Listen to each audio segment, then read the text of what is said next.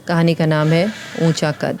4 महीने बीत चुके थे, बल्कि 10 दिन ऊपर ही हो गए थे, किंतु बड़े भैया की तरफ से अभी तक कोई खबर नहीं आई थी कि वे पापा को लेने कब आएंगे। ये कोई पहली बार नहीं था कि बड़े भैया ने ऐसा किया हो। हर बार उनका ऐसा ही रवैया रहता है।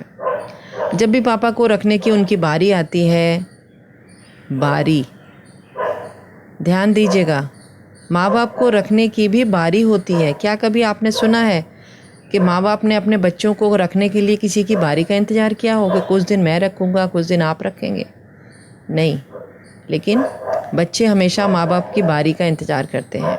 वो समस्याओं से गुजरने लगते हैं बड़े भैया। कभी भाभी की तबीयत ख़राब हो जाती है, कभी ऑफिस का काम बढ़ जाता है और उनकी छुट्टी तक कैंसिल हो जाती है।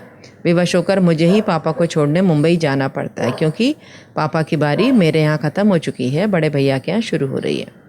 हमेशा की तरह इस बार भी पापा की जाने की इच्छा नहीं थी। कोई बुज़ुर्ग अपना घर द्वार छोड़कर कहीं नहीं जाना चाहता, बेशक उसके बच्चों के घर कितने भी बड़े हों।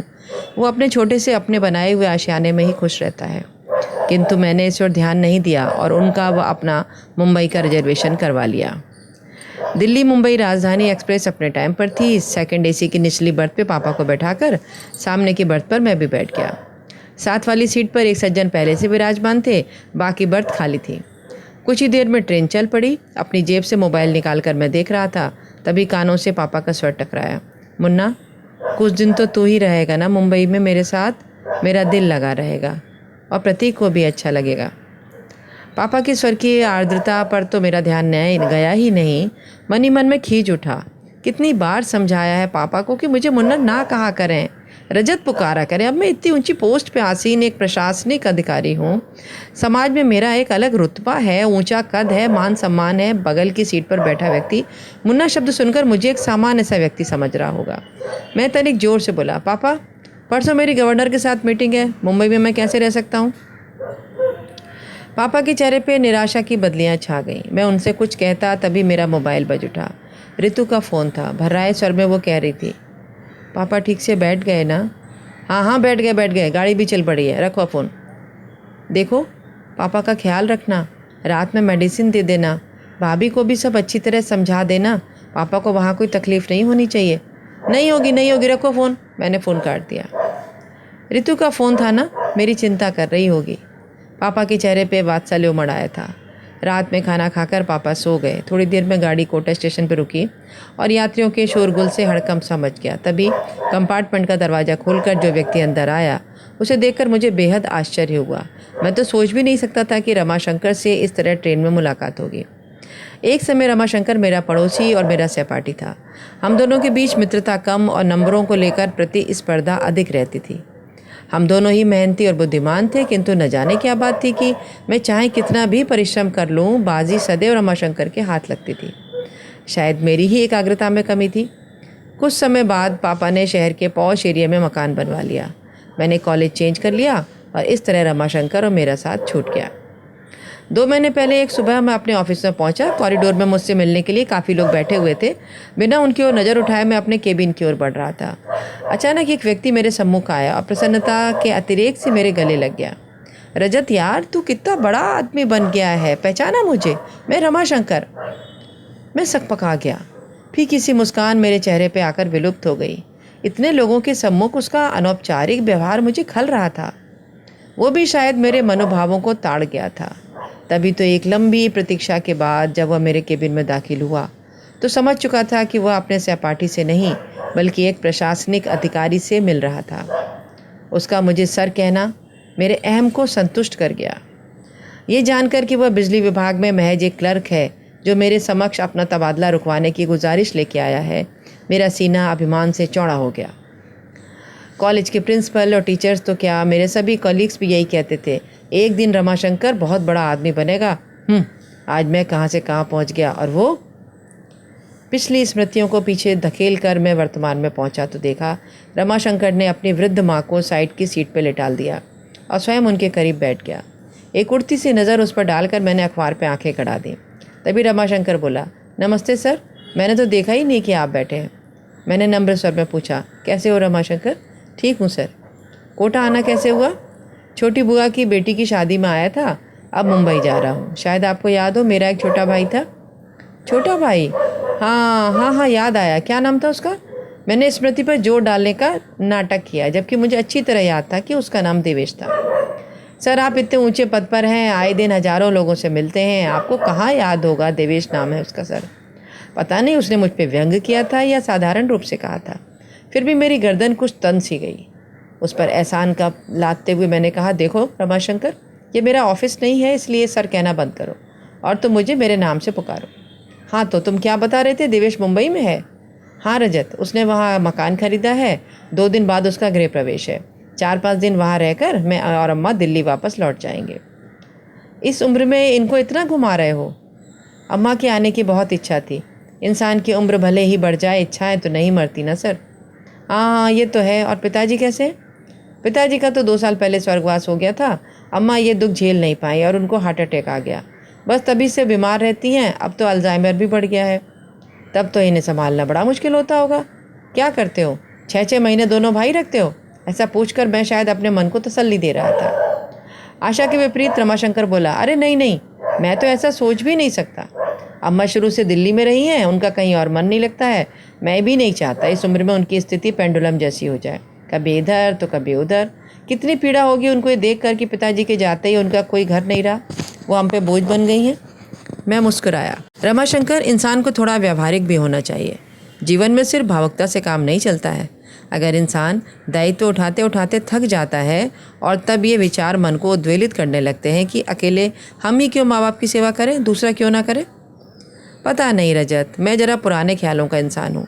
मेरा तो ये मानना है कि हर इंसान की करनी उसके साथ है। कोई भी काम मुश्किल तभी लगता है जब उसे बोझ समझ कर किया जाए। माँ बाप क्या कभी अपने बच्चों को बोझ समझते हैं? आधे अधूरे कर्तव्यों में कभी आस्था नहीं होती रजत, मात्र औपचारिकता होती है। और सबसे बड़ी बात, जाने अनजाने हमारे कर्म ही तो संस्कार बनकर हमारे बच्चों के सामने, बच्चों के द्वारा हमारे सम्मुख आ जाते हैं। समय रहते यह छोटी सी बात इंसान की समझ में आ जाए तो उसका बुढ़ापा भी संवर जाए। मुझको ऐसा लगा मानो रमाशंकर ने मेरे मुंह पे तमाचा जड़ दिया हो।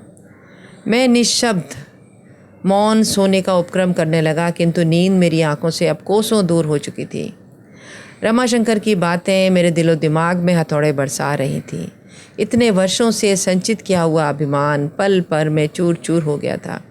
प्रशासनिक परीक्षा की तैयारी के लिए इतनी मोटी मोटी किताबें पढ़ता था, किंतु पापा के मन की संवेदनाओं को, उनके हृदय की पीड़ा को नहीं पढ़ सका। क्या इतना बड़ा मुकाम मैंने सिर्फ अपनी मेहनत के बल पे पाया है?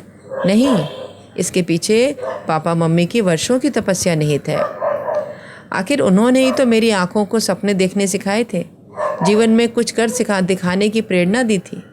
रात्रि में जब मैं देर तक पढ़ता था तो पापा भी मेरे साथ जागते थे कि कहीं मुझे नींद ना आ जाए। मेरे इस लक्ष्य को हासिल करने में पापा हर कदम पर मेरे साथ रहे। और आज जब पापा को मेरे साथ की ज़रूरत है तो मैं व्यावहारिकता का सहारा ले रहा हूँ। 2 वर्ष पहले ही स्मृति मन पे दस्तक दे रही थी। सीवियर हार्ट अटैक आने के बाद मम्मी बीमार रहने लगी थी। एक शाम ऑफिस से लौट कर मैं पापा मम्मी के बेडरूम में जा रहा था, तभी अंदर से आती आवाज़ से मेरे पाँव ठिठक गए। मम्मी पापा से कह रही थी, इस दुनिया में जो आया है वो जाएगा भी, कोई पहले तो कोई बाद में। इतने इंटेलेक्चुअल होते हुए भी आप इस सच्चाई से मुंह मोड़ना चाह रहे हैं। मैं क्या करूं पूजा, तुम्हारे बिना मेरे अस्तित्व की कल्पना भी मेरे लिए कठिन है। कभी सोचा है तुमने कि तुम्हारे बाद मेरा क्या होगा? पापा का कंठ अवरुद्ध हो गया था, किंतु मम्मी तनिक भी विचलित नहीं हुई। शांत स्वर में बोली थी, आपकी तरफ से तो मैं पूरी तरह निश्चिंत हूँ। रजत और ऋतु आपका बहुत ख्याल रखेंगे। ये एक माँ के अंतर्मन की आवाज़ है, उसका विश्वास है जो कभी गलत नहीं हो सकता। उस घटना के 5 दिन बाद ही मम्मी चली गई थी। कितने टूट गए थे पापा, बिल्कुल अकेले पड़ गए थे। उनके अकेलेपन की पीड़ा को मुझसे अधिक मेरी पत्नी ऋतु ने समझा। यूँ भी वो पापा के दोस्त की बेटी थी और बचपन से पापा से दिल से जुड़ी थी। उसने कभी नहीं चाहा पापा को अपने से दूर रखना, किंतु मेरा मानना था कि कोरी भावुकता में किए गए फैसले अक्सर गलत साबित होते हैं। इंसान को प्रैक्टिकल अप्रोच से काम लेना चाहिए। अकेले मैं ही क्यों पापा का दायित्व उठाऊं? दोनों बड़े भाई क्यों ना उठाएं? जबकि पापा ने तीनों को बराबर का स्नेह दिया, पढ़ाया लिखाया, तो दायित्व भी तीनों का बराबर है।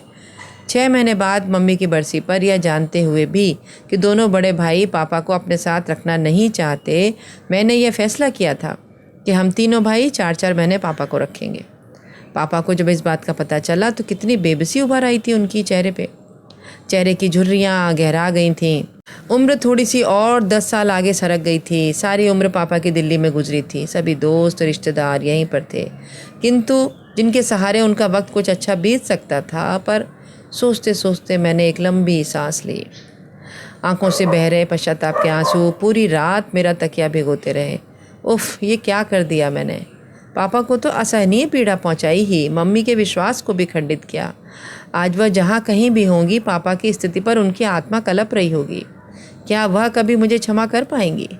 रात में कई बार अम्मा का रमाशंकर को आवाज़ देना, हर बार उसका चेहरे पर बिना शिकन लाए उठना मुझ में आत्मविश्लेषण के लिए बाध्य कर रहा था। उसे देखकर मुझे एहसास हो रहा था कि इंसानियत और बड़प्पन हैसियत के मोहताज नहीं होती, वो तो दिल में होती है।